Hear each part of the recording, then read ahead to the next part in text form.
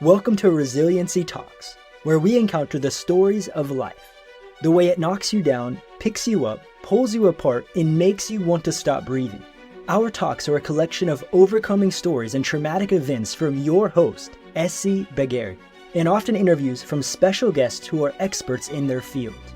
From a child sexual assault victim, to a boy soldier, to a teen father, to an adult recovering drug addict, Essie has a lot to talk about regarding strength, loss, bravery, and hope. Together, we can overcome trauma and addiction. Be the change you wish to see in the world. Do not give up now. Without further delay, here's another impacting episode of Resiliency Talks. So super excited that we have another amazing man coming to the table. I am so grateful that this platform is open to all sexes so that we can really talk about traumas that happen to everyone, because a lot of us experience obstacles, a lot of us experience trauma in our life. And it's so important to have platforms that everyone can collaborate and be able to share their stories.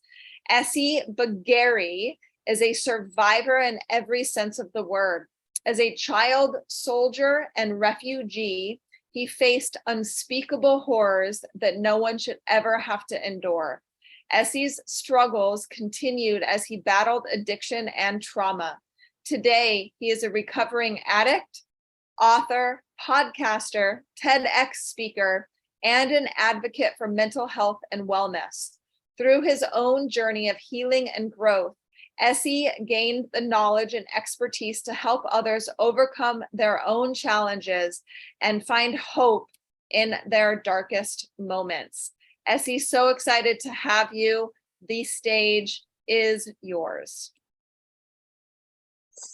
Thank you so much, Michelle. I really appreciate it. Thanks for putting this together.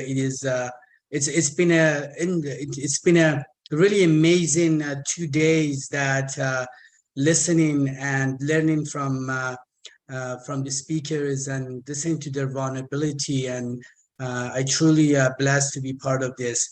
Yes, my name is Essi Bagheri. I live in the most beautiful city called Vancouver, Canada, and it's amazing.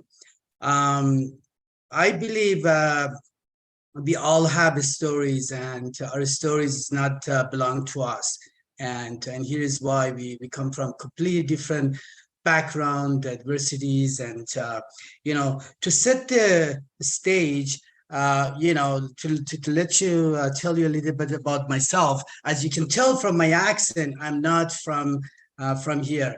I was born in Iran. Give you a little background. My mother was 11 years old when my father, who was 32 years old, got married, and I was born when she was 12 years old. And just to set the stage, the dysfunctional places that I were. When I was separated from my mom when I was 6 months old, and I had no clue. I find out at age of 5 that I have 2 mothers, and that's by itself was a shocking revolution for me to realize what's going on. Before age of 9, I was physically, mentally, sexually abused, and I was in a really very bad situation. And at age of 13. Some of you know I'm originally from Iran. There was a revolution in Iran in 1979, which at the time I was 13 years old, and I was brainwashed to be part of that revolution.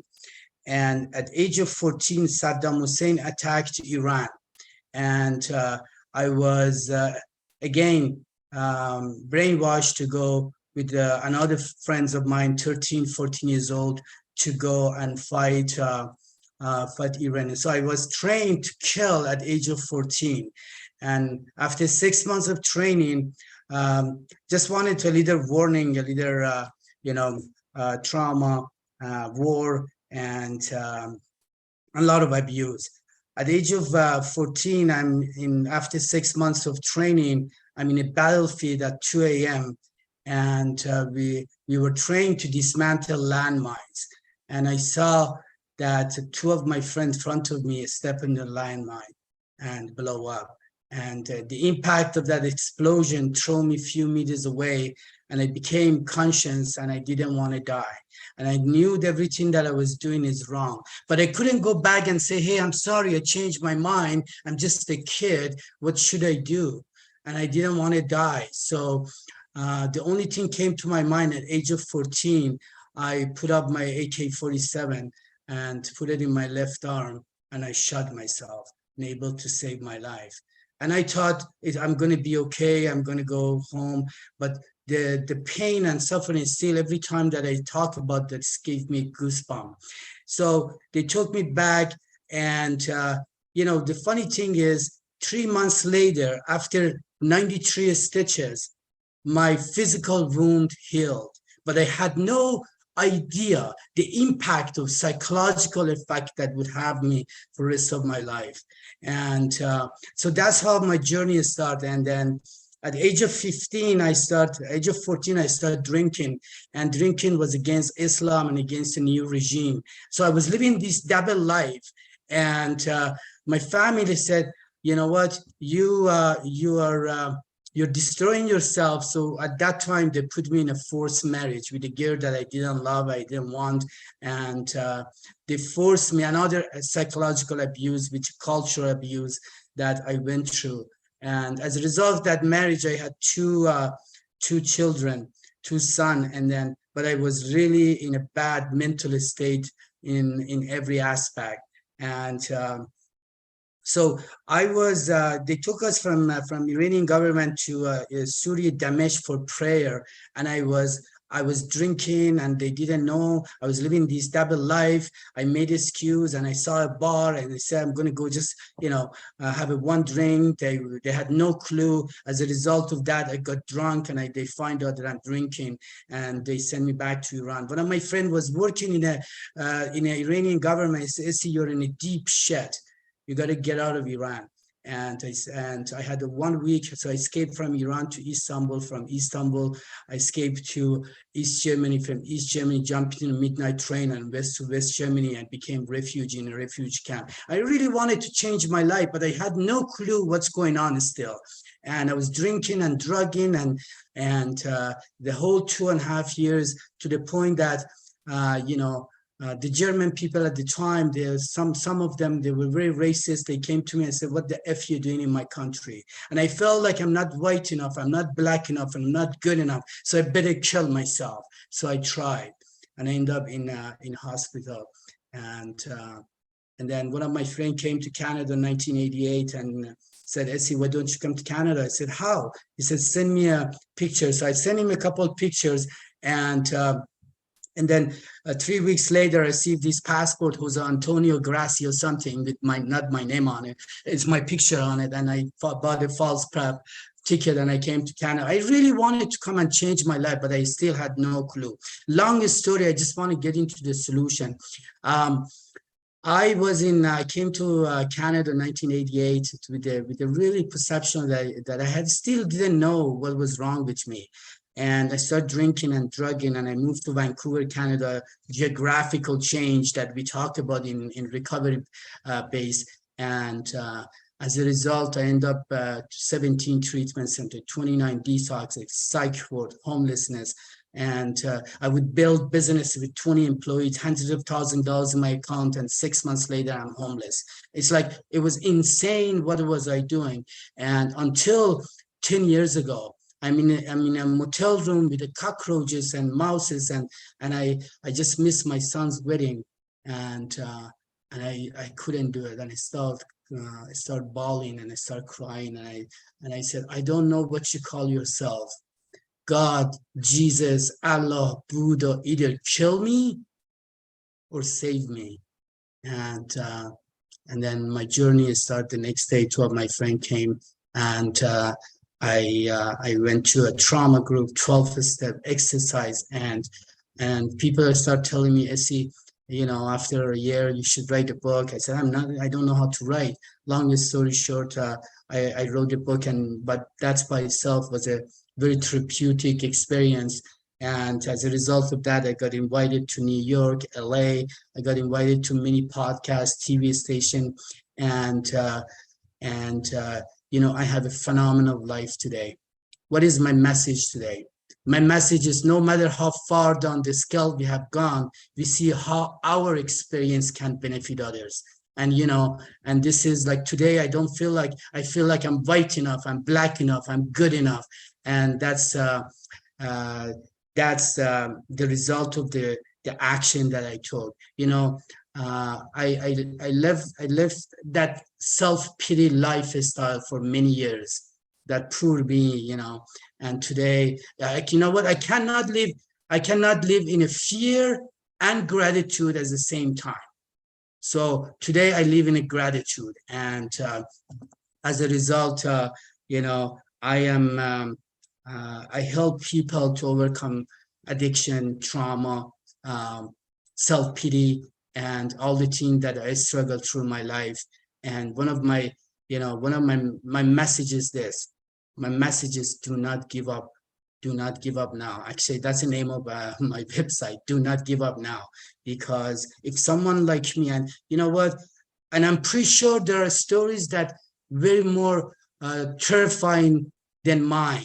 But our stories, my stories, I don't live inside my story. I live on my story. And that's the powerful things, the platforms like what Michelle put, and for us to come and say, you know what, I'm good enough. I can do this.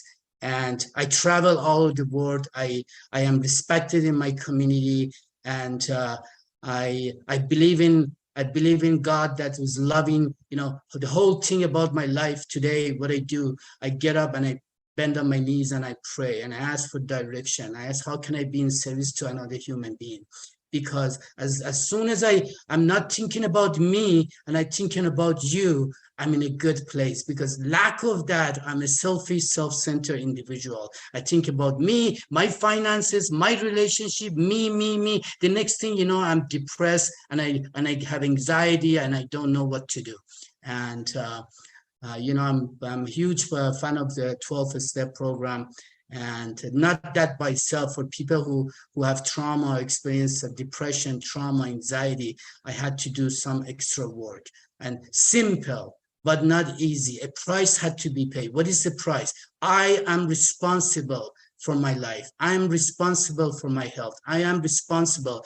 I don't point a finger anymore for any of the challenges that I experienced in my life.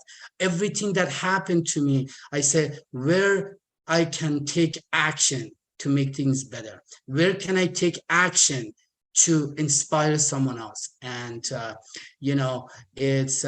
this is like, you're talking about gratitude. I'm pretty sure some of us, like in US or Canada, in my case, we are so blessed and grateful, because sometimes if I want to really feeling gratitude, I have to look at the places that in the third world countries, some places they don't have anything to eat, place to live. And, and he's put things in perspective. And I put things in perspective and realize how grateful I am. And you know what? Sometimes I'm thinking like, oh, am I going, the way sometimes we do action is like, I'm going to live another 300 years. I'm going to be in this world for a certain time. And what can I do to maximize my impact? And all the things that I've been through can be used for good. And I'm so blessed and grateful to be part of this. Thank you, Michelle, for having me. And thank you, Pearl, for being service to our community. And God bless you guys. Oh my gosh, Essie, I just, your story is just, with everything we're hearing going on in the world today with Ukraine and everything, I just thought of some of those kids that are, walking through that path that you've already walked ahead of them, and what you've gone through so much. And then knowing that you are good enough, right? I'm good enough, right? That we have to remember that we have to remember that we are good enough. We have to remind ourselves that no matter, I like what you said, that you live on your story. We don't live in the story, right? That we've been through the story, but now we live on it. We live on it to carry it forward, to reach out to others that are going through some of the hardest times of their lives right now. And how can we take our story and do something about it?